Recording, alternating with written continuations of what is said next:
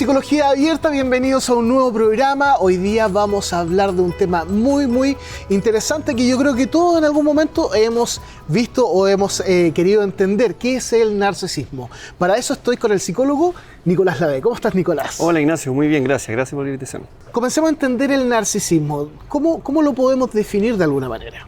Perfecto, mira, cuando entendemos narcisismo tenemos que entenderlo como un continuo, donde podemos entender aspectos normales, que van desde nuestra propia autoestima. Necesitamos un cierto narcisismo para poder sostenernos, pero también nos vamos a encontrar con un continuo que llega a un aspecto más patológico. Y eso es lo que se suele hablar bastante. Entonces, dentro del narcisismo patológico, vamos a encontrarnos con una serie de patologías, unas más graves que otras.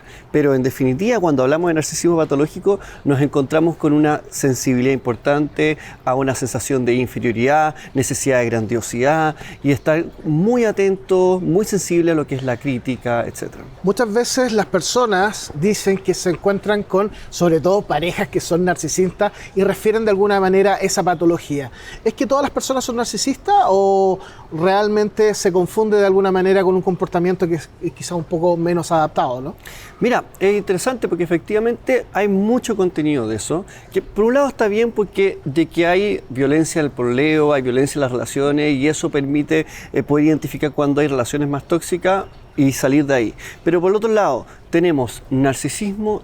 Todos tenemos narcisismo, todos tenemos... Un grado, un porcentaje. Sí, todos tenemos un cierto grado de narcisismo y además todos vamos a tener dificultades en las relaciones que eventualmente vamos a hacer daño a quienes queremos. Es innegable, es parte de nuestra especie humana. Pero el tema es cómo nosotros reparamos, cómo nosotros lidiamos con el daño que a veces efectuamos en nuestras relaciones, ¿sí? De alguna manera eso tiene que ver con la empatía que pueda conectar la persona frente a una situación, ¿no? Correcto, y ese concepto es central, porque cuando hablamos de empatía no solo hablamos de saber lo que siente el otro, sino que es todo un mecanismo que es sensible a tus sentimientos, pero ¿qué hago yo al respecto de esos sentimientos? Y en ese sentido, ¿el narcisista es empático? Mira, con respecto a la empatía, para ser más preciso, cuando alguien no tiene empatía, no la empatía, como profesional de salud mental, yo voy a pensar en algún tipo de psicopatía, no la empatía. Pero cuando nos encontramos con distintos grados de narcisismo patológico, vamos a encontrarnos con dificultades en la empatía. O sea, hablamos de un continuo, ¿no? ¿Podemos hacer de alguna manera un checklist para ver el comportamiento más típico de un narcisista? Perfecto, mira. Para organizarnos mejor, sí, en la comprensión, pesquemos 4 grandes áreas. Emociones, autocontrol, relaciones, identidad. Emociones. Van a haber emociones que las personas con un cierto grado de narcisismo patológico van a ser más hipersensibles, que van a sobreinterpretar y que van a sentirse más afectados. Crítica, inferioridad, el rechazo, el sentirse con menos atención, el no recibir la grandiosidad que ellos de alguna forma esperan, ellos y ellas, ¿ya? ¿Cómo lidian con esos afectos? Autocontrol, donde puede haber una impulsividad y a veces, mientras mayor grado de infiltración en el narcisismo patológico, mayor dificultad en el manejo de la agresión. Pueden haber dificultades en cómo yo trato a las personas, puedo no ser tan consciente de mi agresión hacia otros y ser muy sensible a la agresión que otros pueden desplegar contra mí. Me estás hablando mucho de sensibilidad. ¿El narcisista, de alguna manera patológico, es sensible? Porque da la impresión de que nada lo moviera. Ah, ya, perfecto. Cuando hablo de sensibilidad, yo más bien me refiero a el grado de que yo puedo sobreinterpretar una emoción, un estímulo. ¿A qué me refiero? Todos podemos recibir crítica. A veces las críticas duelen, ¿sí? Pero cuando nos encontramos con una mayor hipersensibilidad a la crítica, o mayor sensibilidad, es que esas críticas me van a doler más. Las voy a sobreinterpretar como un ataque, como que me está rechazando y no necesariamente como una crítica constructiva. ¿Me explico? Sí, absolutamente. A eso me refiero con sensibilidad. ¿Y esto dónde se ancla? ¿En qué momento de la vida se ancla el narcisismo? De alguna manera se dice que puede ser producto de que tenemos padres que de alguna manera son un poco más restrictivos o expectativas que no logramos cumplir y de esa manera enmascaramos. ¿Dónde se ancla el narcisismo? Epigenética. ¿A qué me refiero? Una combinación entre genética, y aspectos del ambiente. Y el aspectos del ambiente nos vamos a encontrar con experiencias de poco cuidado, poca sensibilidad por parte de nuestros cuidadores, padres, abuelos, quienes han estado disponibles para nosotros, y que a su vez esa poca sensibilidad que no haya respondido a nuestras emociones va de la mano con altas expectativas que se van involucrando en los niños, o sobreprotección también, que eso también en la literatura científica se ha ido relacionando con el desarrollo de aspectos narcisistas más patológicos, etc. Es multifactorial de alguna manera. Bueno, exactamente. Tenemos esta combinación genética y del ambiente tenemos familia, expectativas, etc. ¿Qué es lo que busca el narcisista? Él o la narcisista, porque sí, claro. lo refiero porque a veces siempre se refiere como absolutamente. Él. Y eso es importante destacarlo, que no solamente los hombres son narcisistas, las mujeres también pueden sufrir esta patología. Exactamente. Sí. Mira, la expectativa grandiosa. La expectativa grandiosa y que se puede ver por ambos lados. Expectativa grandiosa que yo quiero ser lo mejor, o también yo soy lo peor de lo peor. Funciona de ambas formas, en ambas vías. Digamos. En ambas vías. Y está el narcisismo grandioso, que eso, así está escrito en la literatura, y el narcisismo vulnerable. El narcisismo vulnerable es aquellas personas que al tener tantas expectativas sobre sí mismos y no las cumplen, y el temor tan grande al rechazo, al fracaso principalmente, entonces evitan cualquier tipo de exposición a este tipo de evaluaciones. Entonces a veces se confunden mucho con lo que son, no sé, fobias sociales, en que las personas la pasan mal en la fobia social por no exponer en público. Quieren, pero no pueden. A diferencia cuando se asenta el narcisismo vulnerable, no voy a exponer en público, no voy a enfrentarme a esta situación, a esta exigencia, a esta evaluación, porque en el fondo mi expectativa, tengo temor a que se derrumbe. ¿Me explico? Hay una fragilidad internamente. Bueno, exactamente. El narcisismo, al fin y al cabo, delata una necesidad muy grandiosa de tapar una fragilidad profunda en el autoestima. Y por ejemplo, cuando una persona acostumbra a mostrarse como víctima de todo lo que le pueda suceder, ¿eso de alguna manera significa llamar la atención y de alguna manera también formaría parte del espectro del narcisista? Sí, igual yo voy a ser cauteloso cuando con respecto al concepto de víctima, pero cuando hay personas que con mucha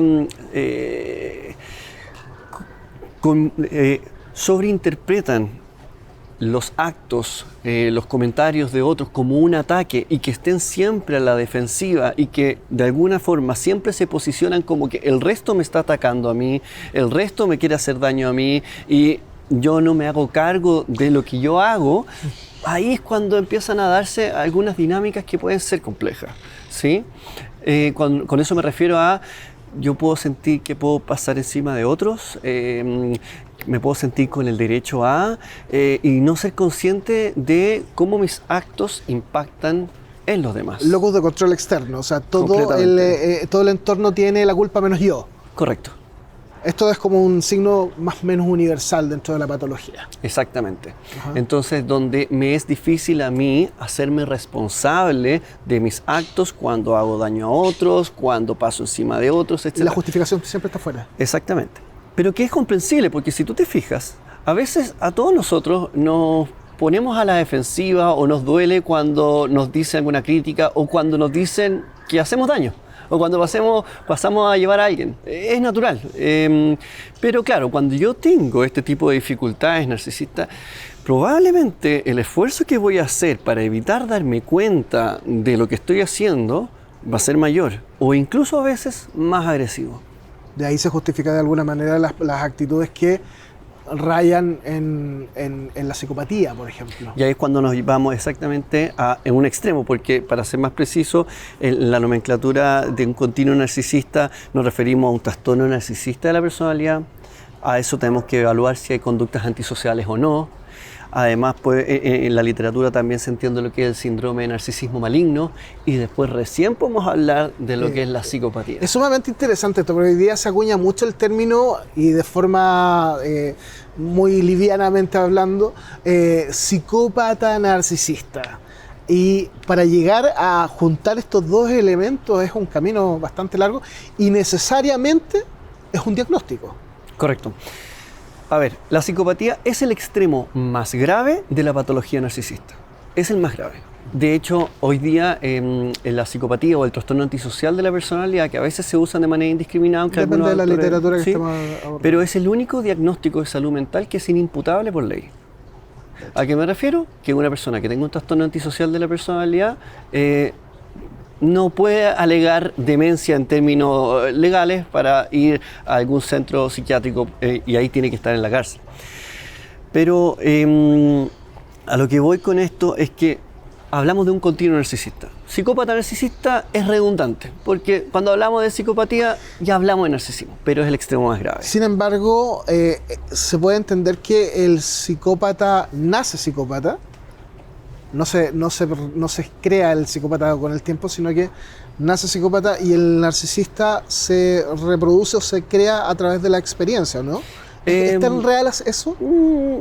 Es confusa la afirmación, porque siempre tenemos que tener la comprensión epigenética de los diagnósticos de salud mental. Combinación genética con los aspectos que pasan en nuestro ambiente.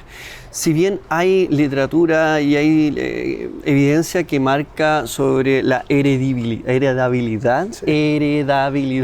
de la psicopatía o aspectos, rasgos más narcisistas, por supuesto que se van a potenciar en la medida que mi ambiente, con quienes yo me relaciono, se normalice la agresión, no se entrene la empatía, porque la empatía se entrena, o que las relaciones interpersonales también se caractericen por ser más tumultuosa, intensa y pasando por encima O sea, del en pocas otro. palabras, ¿una persona con rasgos psicópatas podría de alguna manera conectar con la empatía? Más que conectar con la empatía, podría ser capaz de percibir las emociones de los demás. Ya.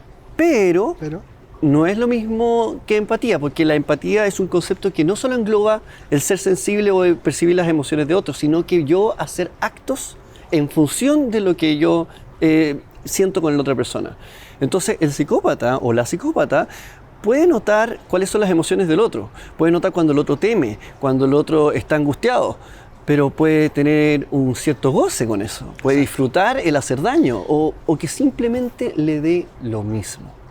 exacto. Que no es lo mismo. No es lo mismo, por supuesto. Nicolás, te quiero pedir un momento para que hagamos una pausa, pero antes contarles que hoy día estamos en el Hotel Bonaparte, acá en Mar del Plata 2171, un hotel muy acogedor, con instalaciones modernas donde puedes hacer tus eventos, cumpleaños, matrimonios o bien un evento de empresas. Todo esto en Mar del Plata 2171, acá en el corazón de Providencia. Nosotros nos separamos un momento y ya volvemos con este temazo que estamos viendo hoy día acá en Psicología Abierta por las pantallas del Bio Bio TV.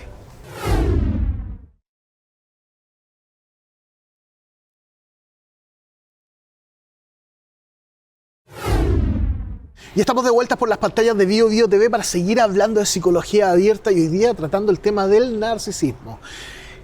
¿Cómo es tratar a una persona narcisista? Los narcisistas, no me imagino que llegue alguien diciendo, oye, sabes que tengo un problema de narcisismo y necesito que me atiendas. ¿Cómo se puede detectar o cómo se puede también trabajar con una persona en consulta? Ya, es muy buena tu pregunta. Punto 1. ¿De que hay tratamientos? Los hay, ¿ya?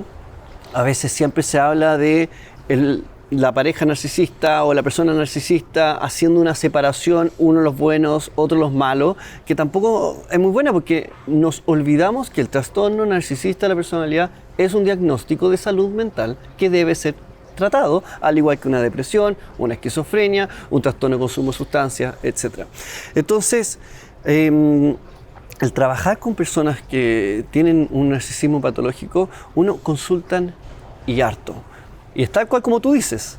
Probablemente no van a decir, vengo a trabajar mi narcisismo. Por lo general vienen por ultimátums, porque están pisando fondo, o porque a veces uno viene consultando por un tema, pero claro, es parte de nuestra pega hacer la pericia en la evaluación clínica y uno se empieza a dar cuenta, aquí nos estamos empezando a dar cuenta que las dificultades de esta persona interpersonales van más allá de lo que dice si no encontramos un funcionamiento que está presentando problemas que pueden ir de la línea del narcisismo. Además de la observación clínica, ¿qué otros elementos usas tú como para detectar un narcisismo patológico? ¿Algún test? A veces lo que ayuda mucho es entrevistar a terceros. ¿A qué me refiero? Yeah. Un paciente en salud mental a veces no va a dar toda la información, ya sea porque miente, porque omite o porque no ve algo como un problema, y precisamente ese es el problema. Entonces a veces pasa que amigos dicen, ¿qué está haciendo esta persona en su terapia? Porque yo la veo cada vez peor, etc. Entonces a veces ayuda mucho el reporte, una entrevista a terceros, parejas, familiares o incluso hermanos, etcétera, que nos dan la información de cómo funciona la persona, ¿sí? Obviamente manejando temas de confidencialidad, porque hay que tener siempre el respeto por la persona consultante, ¿ya? Y en ese sentido hay dos tratamientos que tienen más, que van en camino con más incipiencia, con mayor desarrollo en la evidencia para el trastorno narcisista de la personalidad. Uno, el tratamiento es la psicoterapia focalizada en la transferencia, y la otra, que también ha publicado algunos estudios, es la terapia basada en la mentalización. Eso yo te diría que son dos tratamientos. ¿Nos puedes describir de alguna manera esos tratamientos para poder entender qué solución le podemos dar también a las personas que están en busca de alguna solución para sus parientes o seres queridos? Mira, ambos tratamientos que tienen, hay expertos en Chile que se han ido formando y que están certificados. En mi caso yo estoy certificado como terapeuta en terapia focalizada en la transferencia. Quiero decir que ninguno es la panacea. Lo importante es que son dos alternativas que han mostrado resultados más prometedores, etc. Y que en ambos casos son tratamientos que dependen mucho de la relación que se tiene entre terapeuta y paciente. Para trabajar con personas que tienen un narcisismo más patológico, uno tiene que estar dispuesto a bancarse de la agresión del paciente. Es decir, si yo sé que la persona tiene dificultades interpersonales con otros, no puedo esperar que no las tenga conmigo. Las vamos a vivir. Y en ambos tipos de tratamiento, de distintas maneras, se abren a que vivamos el conflicto juntos.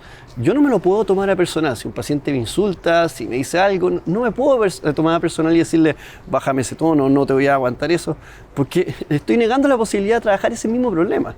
De hecho, cuando yo trabajo con pacientes les digo, el único requisito, entre otros, es que no me golpees, no me grites, ni destruyas mi oficina. Pero si tú te fijas, es bastante amplio. ¡Wow!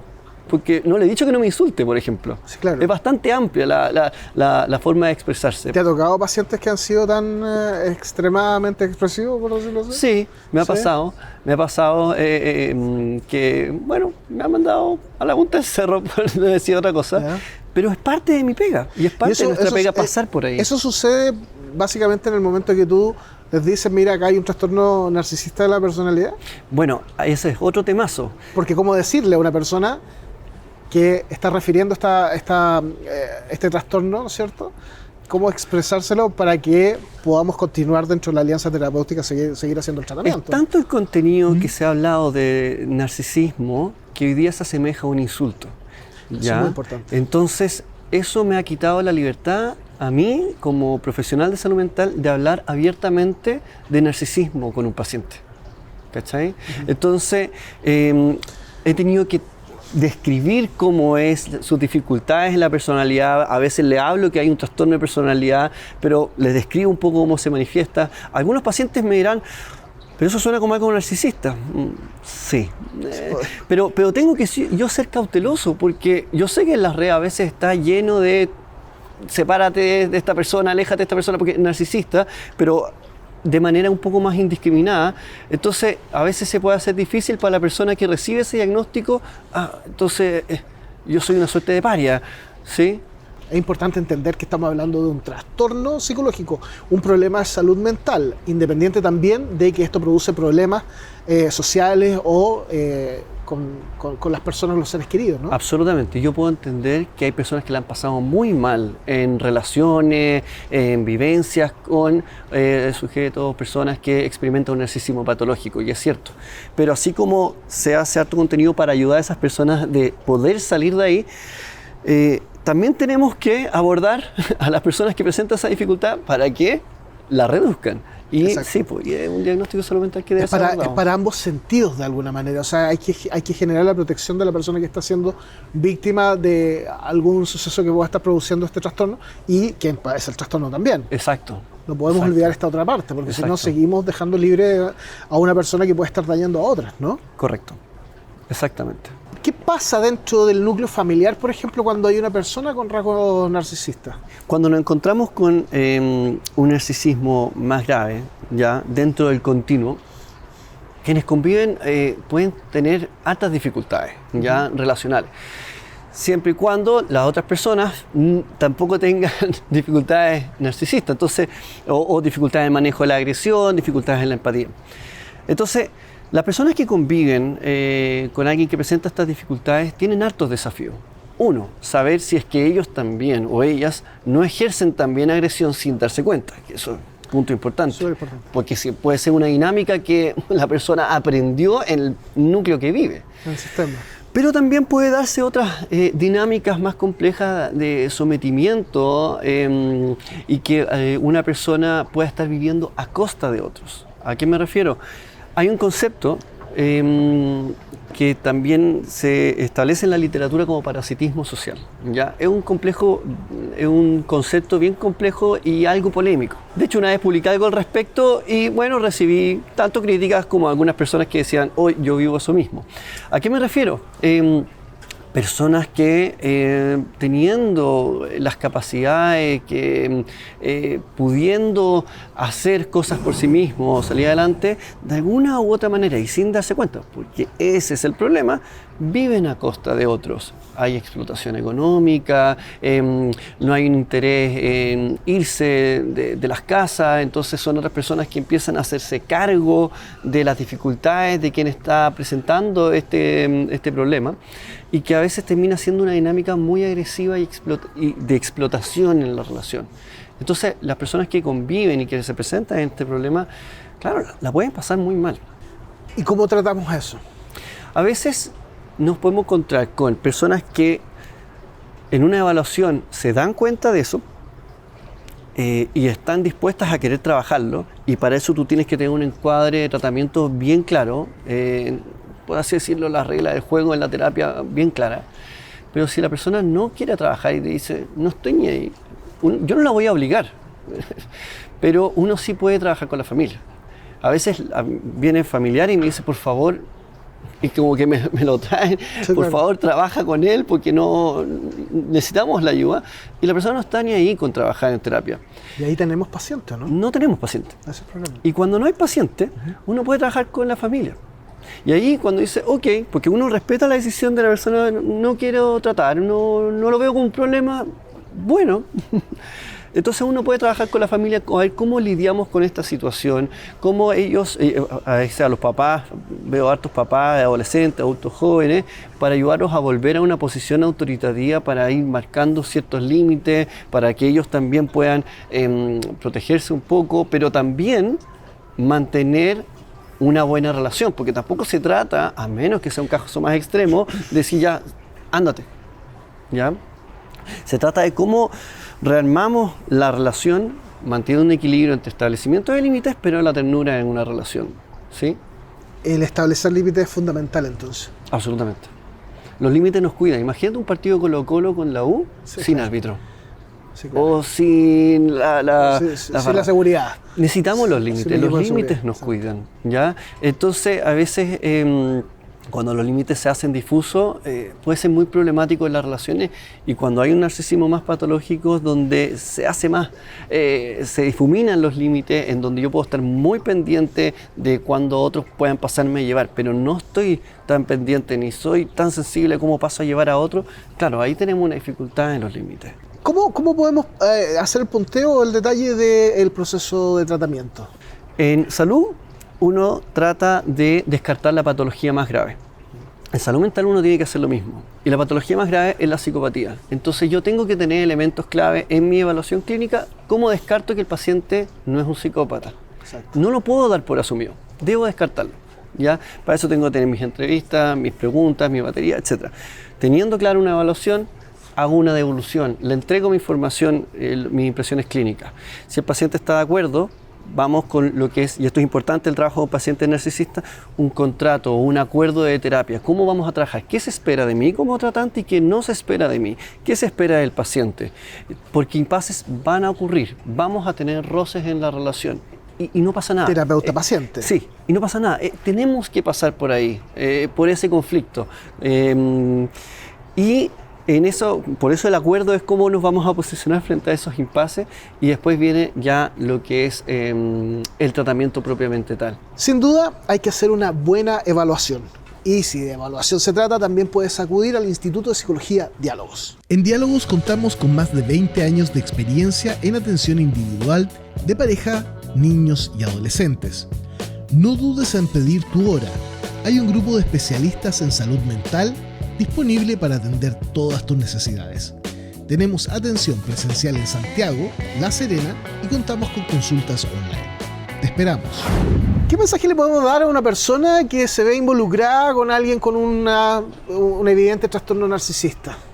Primero, evaluar si puedo hablar libremente de esas dificultades con la persona con la que yo me relaciono. Y no estoy en una sensación de estar pisando huevos todo el rato. Dos, en el momento que yo lo hable, veo si es capaz de recibir lo que está escuchando, ser sensible en lo que está escuchando, darse cuenta. Y uno puede hablar en una relación, decir, oye, pucha, me siento mal cuando tú me dices esto, el describir un comportamiento y cómo eso me hace sentir a mí, si es que me hace pasar a llevar, si es que nota que la persona le importa cómo me siento o no, y qué piensa hacer al respecto de eso. Y eso es sumamente importante, que sea desde lo que uno siente, no desde atacar el comportamiento de la persona. Sí, claro, porque si no generamos un problema más grande. Y una buena estrategia es primero solo describir lo que pasó entre nosotros, y después yo voy a agregar qué me pasó a mí. Yo me sentí de esta forma, me sentí así, etcétera. Y puede ser subjetivo, pero ver cómo la otra persona lo percibe. Si la persona dice, chuta, no pensé que te iba a decir perdón, entonces vamos viendo, tenga razón o no, que la persona es de alguna forma sensible. Pero si de manera sostenida la persona dice, minimiza, no le preocupa, no le importa, o incluso acentúa ese tipo de comportamiento, ya, aquí pasa algo, porque al fin y al cabo le estoy exponiendo de manera sistemática mis sentimientos, mis vulnerabilidades en mi relación con la otra persona, y pareciera no importarle que eso me afecta, ¿ya? Eso ya me enciende algunas luces. Y es el momento también de acudir a una terapia. Claro, y ahí uno puede establecer ultimátums en una relación, no pasa nada, o sea, sí, es complejo, pero a veces hay que hacerlo. Y uno dice, quiero que haya terapia, si no va a ser muy difícil para mí, seguir contigo no lo voy a poder tolerar. Y a veces uno puede decirlo una vez, 2 veces, 3 veces, y ya cuando uno de manera sostenida lo va diciendo y la persona no toma cartas en el asunto, bueno, ahí a veces se encuentra, como quien dice, en la esquila y caribdis, ¿no? Que tenés que tomar decisiones difíciles. Y una decisión siempre es ir a terapia. ¿Dónde te podemos encontrar, Nicolás? A mí me pueden encontrar en las redes en Personalidad Sana. Yo trabajo con un equipo donde trabajamos este tipo de dificultades, pero también hay toda una serie de otras personas que también van trabajando el tema del trastorno narcisista de la personalidad. Por ejemplo, terapia focalizada en referencia o terapia basada en la mentalización. Perfecto. Muchas gracias, Nicolás, por haber venido. Gracias por comentarnos esto, que yo creo que es muy importante que todas las personas tengan contacto con esto, con el fundamento de lo que significa ser efectivamente una persona narcisista, y que no podemos hablar abiertamente o tan fácilmente de un psicópata narcisista porque estamos hablando de salud mental. Correcto. Muchas gracias, Ignacio, a ti por la invitación. Espero verte nuevamente en una próxima oportunidad. Estaba hablando. Gracias. Y nosotros nos vemos en un próximo capítulo de Psicología Abierta por acá, por las pantallas de BioBio TV. Nos vemos. El maquillaje de este programa fue realizado por Danitza Sepúlveda, Makeup Artist. Los datos en pantalla.